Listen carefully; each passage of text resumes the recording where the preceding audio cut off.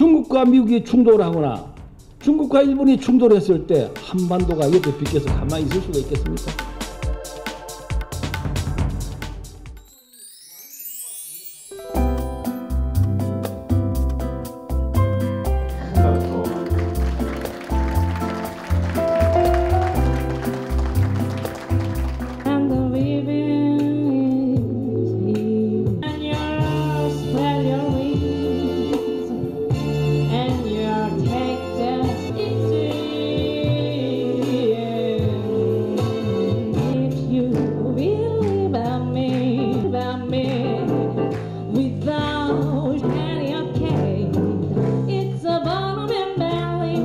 의장님을 큰 박수로 연단을 모시도록 하겠습니다. 부산에 유수한 언론 기관사인 국제신문이 주관하는 모임이니까 제가 거절하기도 어렵고 또 여러분들 한번 보고 싶기도 하고 해서 오늘 사실 왔습니다.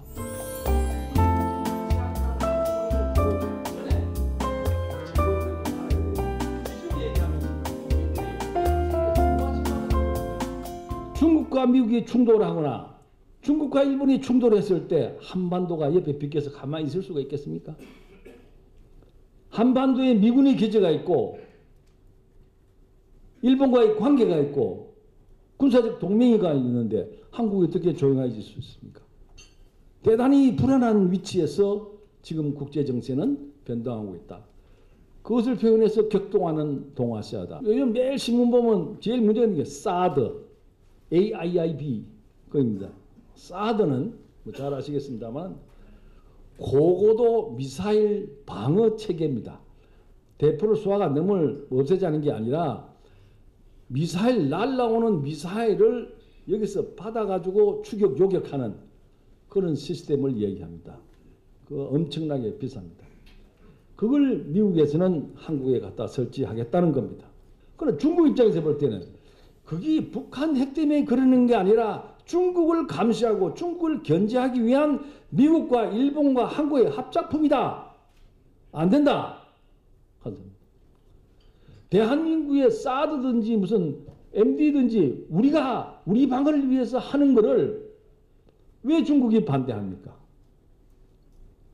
미국은 왜 이걸 꼭 가져오려고 그럽니까?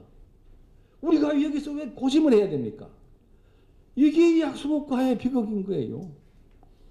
누구 편을 들어야 됩니까? 정말 참 골치 아픕니다. 지금 고민하고 있습니다.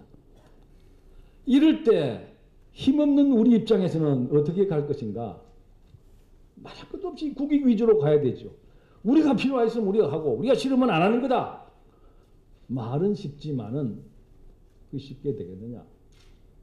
제가 보기로는 사드는 가지고 올 것이고 AIIB는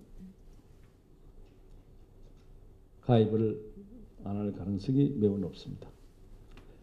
제가 왜 이렇게 한국의 어려운 입장을 이토록 여러분에게 설명하려고 하느냐?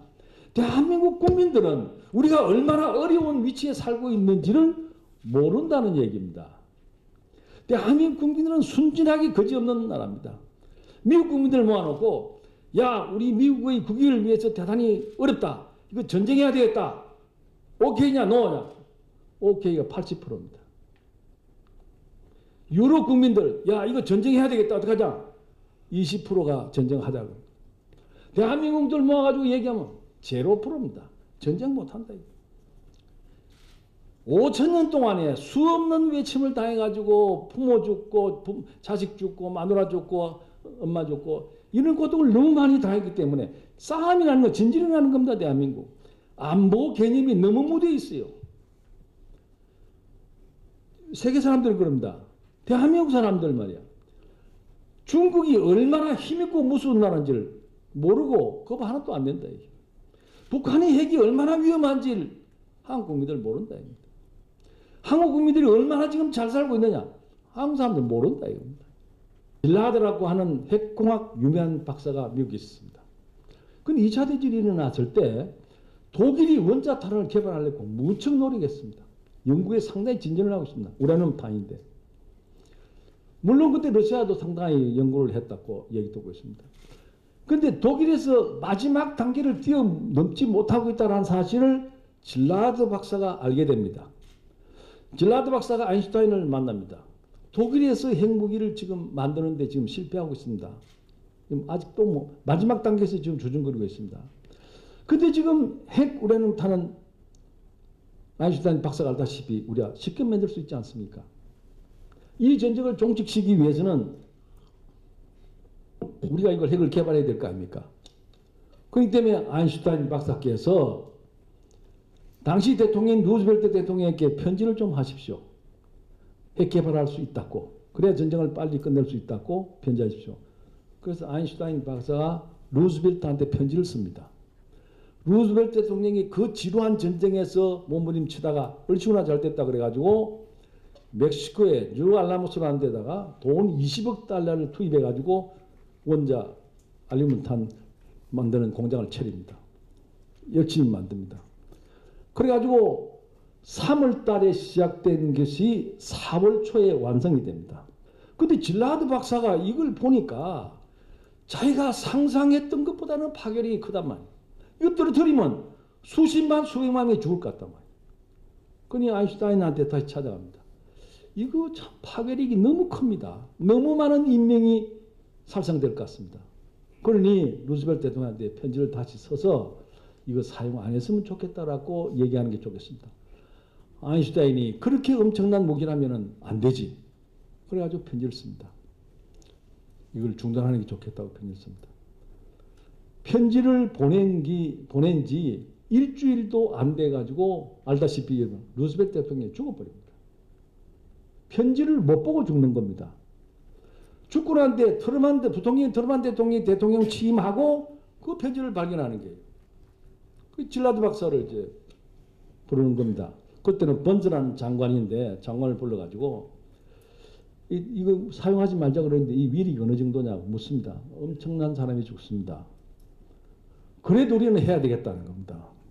그때 번즈 장관이 사용해야 되겠다. 왜 그러냐?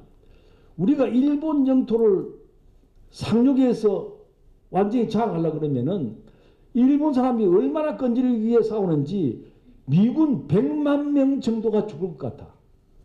그러나 전쟁을 끝내야 되니까 그럴 수밖에 없는데 이 탄을 서면은 한두 방이면은 일본이 손들 것 같다. 써야 되겠다. 그래서 우라늄 원자탄을 사용하도록 허가를 합니다. 근데 그 허가를 낼 때 번스 장관한테 결재가 올라왔는데 교토, 니가다, 고쿠라, 히로시마 이 네 군데를 폭격의 대상으로 삼습니다. 그런데 번스 장관이 이렇게 말합니다. 여기 얘기 있는 교토는 그때 나이가 78인가 70년인가 번스 장관이 그랬는데 내가 젊어서 결혼해서 신혼여행을 갔다 온 장소니까 너무 아름다운 장소니까 이거 빼라. 그래가지고 거기서 교토가 빠집니다.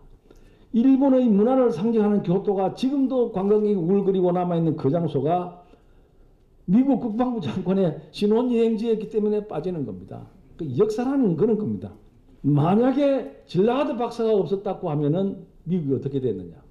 2차 대전은 상당히 끌어질 것이고 미군의 희생은 엄청나게 있을 겁니다. 만약에 독일이 미국보다도 조금 한 발짝만 더 우라늄탄을 성공시켰다 그러면은 2차 대전은 결과는 어떻게 됐느냐. 전 세계 지도가 바뀌었을지 모른다. 역사 속을 지나가는 신의 옷자락을 누가 먼저 잡아채느냐 하는 것이 제일 중요하다. 그런 얘기입니다. 우리가 이렇게 어려운 시기에 어떻게 해서 미국과 중국과의 사이에서 살아남기 위해서 지혜를 우리가 캐내느냐. 통일은 온다. 그것도 반드시 온다. 언제 오느냐? 아무도 모른다. 그러나 오는 그날을 위해서 우리가 지금 준비를 해야 되는데 과연 얼마나 준비를 하고 있는가? 국회 당신들 뭘 준비하고 있는가? 통일을 진지하게 한번 토의해 봤는가? 제가 지난주에 국회 가서 질문을 했습니다. 이건 뭘 얘기하느냐면요. 정치권은 국민이 무엇을 생각하느냐에 따라가게 되어 있습니다. 우리 국민들은 뭐 통일되면 뭐 통일하면 골치 아프지 뭐. 그 못 사는 놈들 미기 살리라 그러면 세금만 더 내야 되는데 뭘. 이런 생각을 갖고 있는 한 국회의원들이 통일 얘기 안 합니다. 가장 민주주의 국가에서 중요한 것은 국민의 의사입니다. 국민이 무슨 생각을 가지고 있는지, 동북아시아의 이 어려운 상황 속에서 한반도에 남쪽에 위치한 우리가 어떤 정책을 세야 되는지에 대해서 국민들이 토론하고 얘기하고 국회의원들한테 어떻게 됩니다라고 질문하면은 국회의원은 국회에 가서 떠들게 되어 있습니다. 국회의원은 여론을 반영할 수밖에 없기 때문에 그렇습니다. 나도 정치를 하고 정당을 했지만 우리나라 정당은 말이야 만나면 싸우기만 하니까 이 내치가 안 되는 거예요. 뭐 그렇다고 여기서 뭐 내가 뭐 정치 얘기를 더 하고 싶은 생각은 없습니다. 아무튼 내부가 탄탄해야만이 통일도 준비할 수 있고 내부가 탄탄해야만이 외교를 힘있게 할 수 있다. 네. 에 대한 예리한 분석과 함께 대한민국의 외교 전략에 대해 탁월한 비전을 제시해 주셨습니다. 영광에 보답하는 마음을